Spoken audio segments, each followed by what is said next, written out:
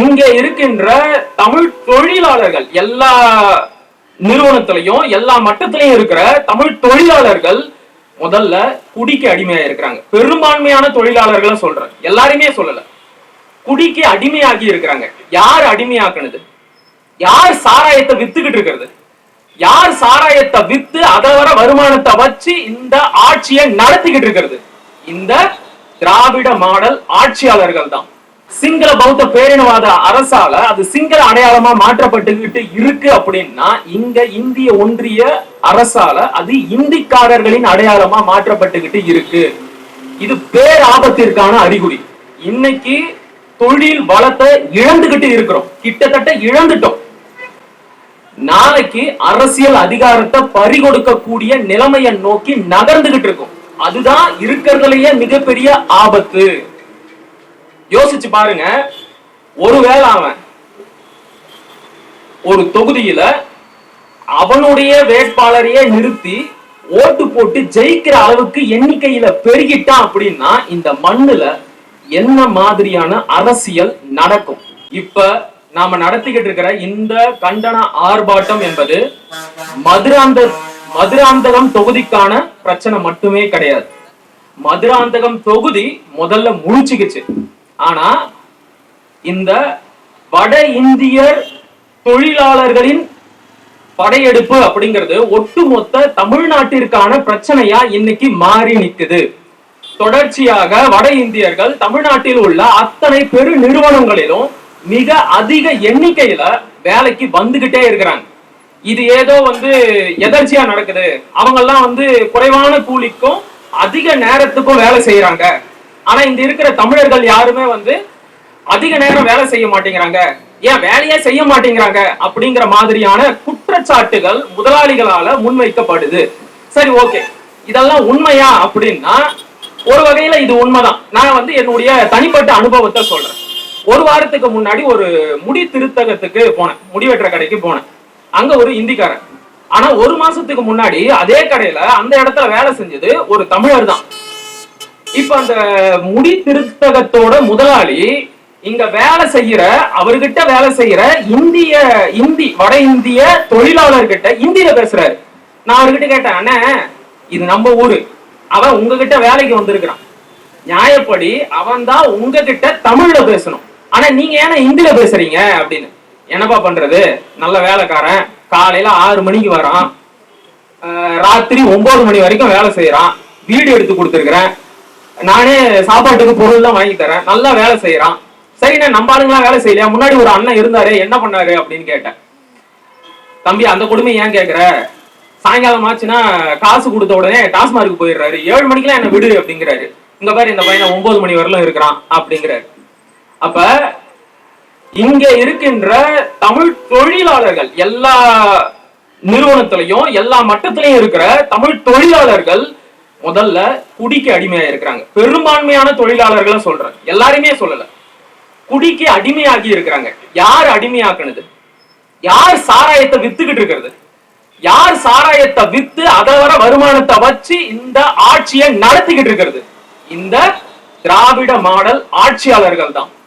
அதாவது தமிழனை கொஞ்சம் கொஞ்சமா குடிக்கு அடிமையாக்கி அவனுடைய அந்த தொழில் ஆற்றலையும் தொழில் திறனையும் மங்க வச்சு கொஞ்சம் கொஞ்சமா அவனுக்குள்ள இருக்கிற அந்த உழைப்பாற்றலை அழிச்சிட்டு அவனை இன்னைக்கு முடக்கி வச்சுட்டாங்க. அந்த இடத்தை ஆக்கிரமிக்கிறதுக்கு தான் அதிகமான வட இந்தியர்கள் இங்க வந்துகிட்டு இருக்கிறாங்க. நான் திரும்ப திரும்ப ஒரு விஷயத்தை பதிவு பண்றேன், இது மதுராந்தகத்திற்கு மட்டுமேயான பிரச்சனை கிடையாது. இது ஒட்டுமொத்த தமிழ்நாட்டிற்குமான பிரச்சனையா இன்னைக்கு மாறி நிக்குது.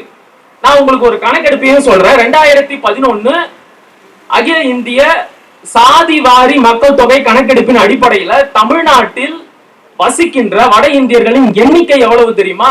45 லட்சம் பேர். நான் சொல்றது 2011, 14 வருஷம் கடந்துருச்சு. அந்த எண்ணிக்கை இப்ப எவ்வளவு அதிகரிச்சிருக்கும் அப்படிங்கறத கொஞ்சம் கணக்கு போட்டு பாருங்க.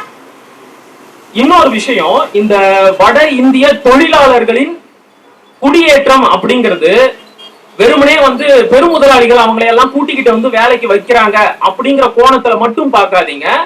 இந்திய ஒன்றிய அரசு இதை திட்டமிட்டு நடத்திக்கிட்டு இருக்கு. தமிழர் தாய் நிலத்தை ஒரு கலப்பின மண்டலமாக மாற்றியே ஆகணும் அப்படிங்கிற நோக்கத்திலையும் இது செய்யப்படுது. இப்படி எல்லாம் கூட செய்வாங்களா அப்படின்னா செஞ்சிருக்கிறாங்க. உலகத்துல இது நடந்துகிட்டு தான் இருக்கு. 2009 நம்முடைய ரத்த சொந்தங்கள் லட்சக்கணக்கில் இனப்படுகொலை செய்யப்பட்டாங்க. போருக்கு பிறகு தமிழர்களுடைய தாய் நில பகுதியில சிங்கள பௌத்த பேரினவாத அரசு திட்டமிட்டு சிங்களவர்களை குடியேற்றிக்கிட்டே இருக்கிறாங்க. அதாவது தமிழர்களோட பகுதியில சிங்களவர்கள் அதிக எண்ணிக்கையில குடியேற்றம் செய்யப்பட்டுக்கிட்டே இருக்கிறாங்க. பாக்குற இடத்துல எல்லாம் புத்த விகாரைகள் முளைச்சுக்கிட்டே இருக்கு. தமிழ் ஊர் பெயர்கள் எல்லாமே வட சிங்கள பெயர்களா மாற்றப்பட்டுக்கிட்டே இருக்கு. இது சிங்களத்துல நடக்கிற அவலம். அதாவது ஒரு இனத்திற்கான மிகப்பெரிய சொத்து, ஒரு தேசிய இனத்தின் மிகப்பெரிய அடையாளம் எது அப்படின்னு கேட்டா அந்த தேசிய இனத்தை சேர்ந்த மக்கள் நீண்ட நெடிய காலமாக வாழ்கின்ற அந்த நிலம் தான் அவங்களுக்கான முதன்மையான அடையாளம், பலம். தேசிய இனத்திற்கான வரையறை என்னன்னு கேட்டீங்கன்னு வைங்க.